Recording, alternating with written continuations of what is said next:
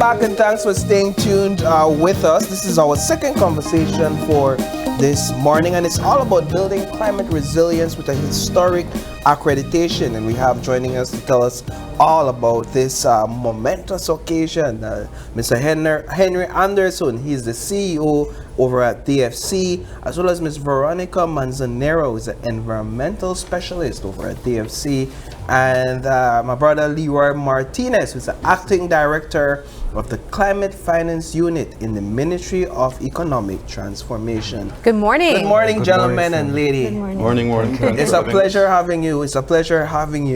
This is a rather historic moment for the financial sector in Belize. Mr. Anderson, we had a conversation about this last week in the news, and we can expand on that conversation today. Talk a bit about why this is big for DFC and for Belize. Thanks, Paul. It's big because it opens a major artery, if you will, to access climate financing, right? The Green Climate Fund is a catalytical fund. It looks at financing low emissions, climate resilient projects for development, but it's catalytic in the sense that it looks at projects, it has the systems to ensure the rigor of the projects, and it puts its funds in first, and then you crowd in the private sector, you can crowd in other IFIs. So if Belize needs to do a really big project, the GCF funding can serve as the nucleus for that, and we crowd in. And the other good thing about it is it also promotes leading environmental, social, and gender standards when we do these projects. So when you're talking about resilient, it comes right down to people, because all of this is about people at the end of the day. Yeah. So for the country, it's that. For DFC, several fold, right? DFC is Belize's national development bank. We're the development bank of Belize. So now we have a tool that allows us to access up to $100 million in the first instance, and we will get to the 500 million mark relatively soon. The other thing it does, it brings credibility, right? Because we are not seeing that we have a governance standard that's international. The GCF is seeing it. And if you go on their website, you will see, I think it's like 153 entities that have been approved for accreditation, 131 that has actually signed the agreements, and 116 I think that's actually accredited, right? So we are in the 153 now.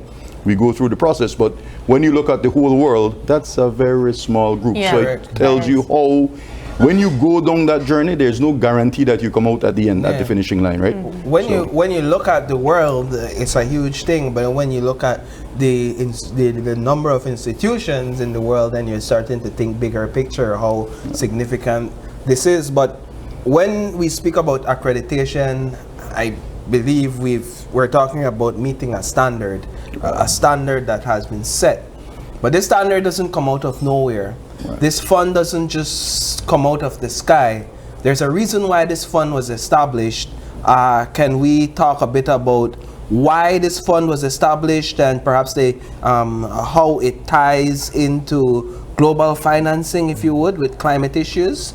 Okay, so the Green Climate Fund is the world's largest dedicated climate finance mechanism, and it's actually designed to assist developing countries to reduce greenhouse gas emission and also do climate resilient development. And it is important because it really plays a critical role in achieving the goals of the Paris Agreement. So the Paris Agreement essentially is a global initiative to reduce greenhouse gas emissions and also build climate resilient development. And if you look in the details of the Paris Agreement, we have what we call the Amendment 4 speaks to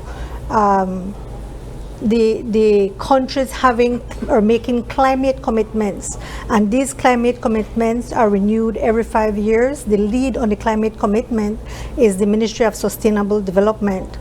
But going back to the Green Climate Fund, whenever we get accredited, it means that in DFC's case, we are a direct access entity, which means that we would have monies coming directly to the DFC without any, I won't say interference, but without having to go through intermediaries. So it will come directly to us and we can actually build on the project design. Ministry of Economic Transformation is the focal point of the Green Climate Fund, and they're the national designated authority in all of this. So let's get Mr. you Martinez. into the conversation? Yeah. So the Ministry of Economic Transformation is the national designated authority. We are the bridge between the fund and the stakeholders. In this case, one of the reasons that we wanted to seek DFC accreditation was that we're a very vulnerable country to climate change impacts, flooding, droughts, storms, hurricanes. And during the last years, the government was getting loans at high interest rates. And we said, you know what, it's time to change that. We have the Green Climate Fund, Adaptation Fund, and so many other climate funds. So we said, let's seek their accreditation. One of them was to access highly concessionary loans. The GCF is one of the only ones that can provide you loans from 0.01, and the highest that I've seen is 1.58. Interest rates. Wow. And compared to the other funding agencies, it's 8-9%. So DFC will now will be able to access some highly concessionary loans, but they will also manage to access equity, guarantees, and technical assistance as well. So this will help the government tremendously.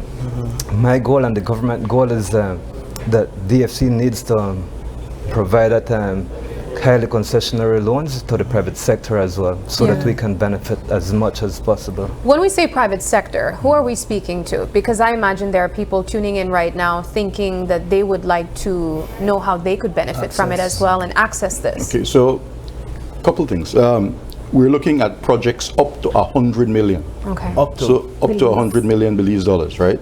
Obviously, we have a moral obligation to try to make $100 million projects, because there's no use to get that level of accreditation and use it. So you're looking at big projects where you will have multiple stakeholders. However, there can also be big projects that require, as Leora mentioned, we can do equity. So if Belize needs to, let's say, start a renewable power plant, right? That you have local investors who have some of the funds, but they need some patient capital. You know, they can get certain things from the commercial bank, but it requires some lifting up. Well, this is where the GCF can come in as catalytic financing to be able to provide, let's say, some equity participation over years. Or there are cases where we could de-risk. Belize has liquidity, about 700 million in the commercial bank. So we could design projects with them where guarantees come in to de-risk the project and allow some of those funds to come in. Why do you want to do that? Because then we're using Belize dollars for Belize dollar investments, and we're not burning up our foreign or US dollars to pay back. So there are a number of things. So it's private sector, but also communities as well. Yes. So if you look at the release, as we discussed, it's broad. We can work with communities, we can work with cities, we can work with industry. So it's relatively broad. So when you think climate change, climate resilience has been a buzzword in infrastructure. For example, the construction of streets, the construction of roads, the construction of bridges. All of these are considered as a part of funding, correct? Like yes. private sector, public sector. Right. Yes. And when as it relates to the GCF, though, it has like 8 what you call the results areas that you want to focus on. In the case of DFC, for example, we are accredited to work with energy generation and access, promote energy efficiency and renewable energy to decrease greenhouse gas emission in buildings, cities, industries, and so forth. And we also look at improving livelihoods. That's another area, improving livelihoods in health, people water. And communities. And then the other one would be health, food and water security, and cross-cutting, meaning that you can do a combination of both. But one of the key things as it relates to Green Climate Fund, it's not business as usual where you get other funds for development projects. This has to have a very specific climate rationale to be able to get financing for your specific projects or programs from the GCF. So it's really not business as usual. It has to really have that climate rationale so that we can either decrease greenhouse gas emission or do climate resilient development. You want to add to that conversation? So there? when it comes to engaging with the Green Climate Fund, it's nothing new for our ministry. Since 2017, we became the national designated authority. We have managed to access 2 large projects. One of them is 20 million, the Rural Resilient Belize, and then the sugar recently received, it was almost 37 US million. And so most of it, it's grant, like the GCF gave like a 50 million grant to support the sugar industry. One of the beauties is that they will help you throughout the process. The country receives 1 million every year for us to be prepared readiness funding. They also have project preparation. Let's see if you have a concept note, but it requires additional studies like stakeholder engagement, feasibility study. Then you can access up to 1.5 million grant to develop a concept into a full funding proposal. So that's the support that the GCF provides. When it comes to our ministry, we have the climate finance unit, we have project development officers, we have like additional personnel who can help you throughout the process. We will be from day one until the last, and that's what happened with DFC. It started in 2019. 2025, we were still there, giving them all the support from assisting with the development to making sure that the board gave the approval. Now, for the DFC, this, I would imagine, means more work as well. You've just saddled yourself with more work. How are you navigating that internally in terms of your units and your staff? So I want to go back to something else here. So what the GCF is doing by looking at direct access entities, right? They want to cut out the middleman. So at first what the GCF thought would have happened was the multilateral banks, the regional banks, would have assisted countries and entities like us to get up to standard. But when they're looking around, those entities develop projects that they want to do with the countries, but that wasn't coming down. So this comes direct in that it comes directly into the country. There's full country ownership. We understand our culture, our needs, and everything else. So there was a readiness gap, right? A study was done of DFC back in 2021 and identified areas where we need to modernize our governance structure. So we adopted 600 pages of policy. But the work started because you can't just have the policy, right? Accreditation is about showing that you're doing what you say you do. So that work has started. Now we're at the starting line now, right? Because the goal is to develop projects, get them funded and implement. So we will know, we are a bank, right? I just want to say that you have 2 entities in Belize that GCF accredited. You have the 5 Cs, which is regional, right? They are 50 million US and going to 250 if they have not gotten it yet, but they will get that. And then you have PACT, that's 10 million. Both are for grants.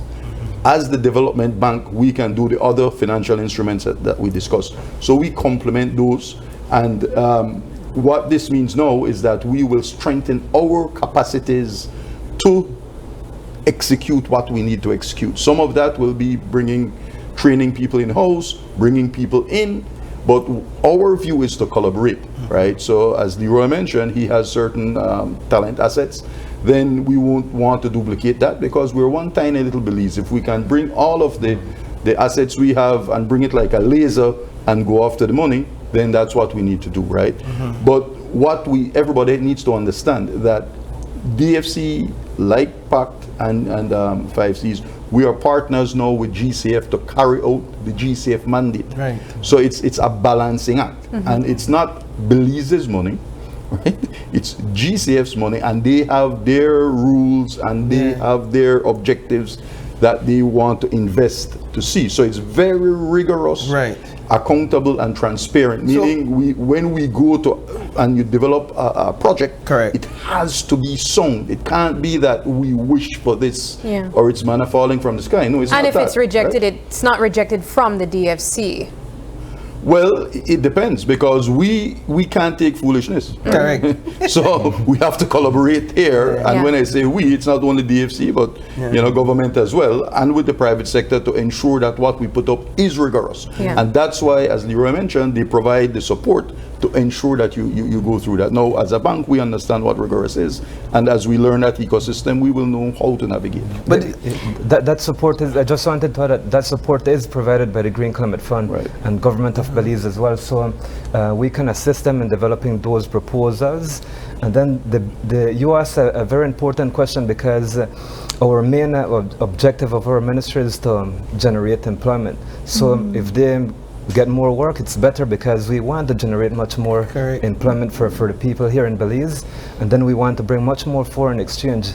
Now that we have DFC, the US dollars will be coming directly to central bank and then going to DFC account. So it's a lot of benefits that you receive when you have that country ownership. But going back to your original question, is in terms of the work. It is more work, but remember, the entire concept of the GCF is the paradigm shift to adopting practices that would reduce greenhouse gas emission and build climate resiliency. And it is actually more work, yes, because there are new concepts that are being introduced. We have to implement policies to generate the evidence, to show GCF as proof that we're implementing what we say we're implementing. And so to assist with that, we have a lot of capacity building. We have very comprehensive capacity building at all levels within the DFC. So people who work there will tell you that there have been a lot of capacity building over the years to ensure that everybody is on the same page with implementing the policies and so forth. But I think though the underlying message here is that this accreditation brings a greater level of hope to Belize when it comes to tackling our climate issues.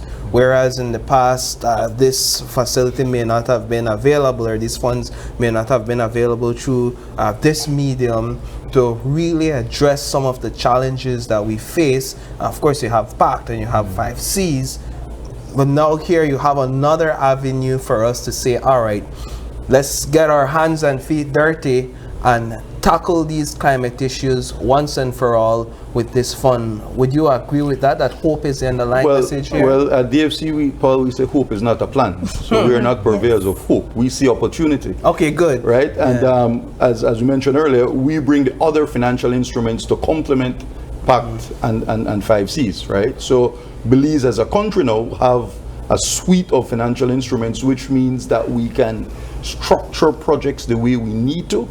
And again, it's catalytic financing. So our job has to be to put on our thinking caps and see that when we get the GCF on board, we want to get the private sector on board, we want to get other funding sources on board. So from DFC's perspective of the Development Bank of Belize, our job is to get to market. Right? As a small country, the ticket size is always a challenge, because what's big for us is tiny everywhere. So this allows us to do bigger things. And the key to it all is if you can be innovative, right? Belize in 2025 is ranked at the second most vulnerable country in the world to climate change. So one of the things, when you look at climate change, the reality is it's existential. Right? We don't wake up frightened every day, and I don't want to scare anybody, but maybe we should, because it's an existential thing. And the paradigm in the world right now is for you to borrow to climate resiliency. Well, clearly that's not sustainable. What we have to do is to develop and be able to maybe compete to have a chance. So we have to be very smart and innovative in how we use these funds to crowd in, and to build that resilience and move forward. So that's the excitement that we have. I think for me, what I'm considering at this time is the many times we've highlighted on our newscasts, and even in discussions here, the presence that we would send from Belize to these climate meetings across the world. And we oftentimes ask, what's the means to the end? Are our presence really impactful when we think of the contribution that Belize makes to climate change versus these other big emitters? And now we're seeing Belize being recognized and being accredited by GCF. What does this say in terms of our presence at these meetings now? Well, Sabrina, we need to improve certain things, right? So DFC, we are working in the ALIDE, the Association of Latin American Development Finance Institutions. Finance in Common, those are big forums. And what you see is that every country has their development bank in the discussion. We're not there yet. right? So with the MET, we work closely, but we have to work with other entities in the government so that when we go out there, we strengthen our presence. But certainly, as you said, what it does is it puts us at the table. Recently, Leroy and I were in St. Kitts at the Caribbean Regional Dialogue with the 5 Cs, and the Prime Minister Drew had a saying, and I like it. It says, if you're not around the table, you're on the menu. So this helps us to get off the menu and get around the table, right? Excellent. Well, that's a great way to close the conversation right there. It's been a pleasure having you guys here, and we hope to continue following what development will look like, of course, courtesy this new accreditation. Right, and as we go down the road, you know, there's room for the media to participate and to play a All role right. to get That's it working. great. So we look Great. forward to collaborating. Thanks for having us. Thank you. All right, well, we take another quick break, but don't go anywhere because we have more conversations for you right here on Open Your Eyes.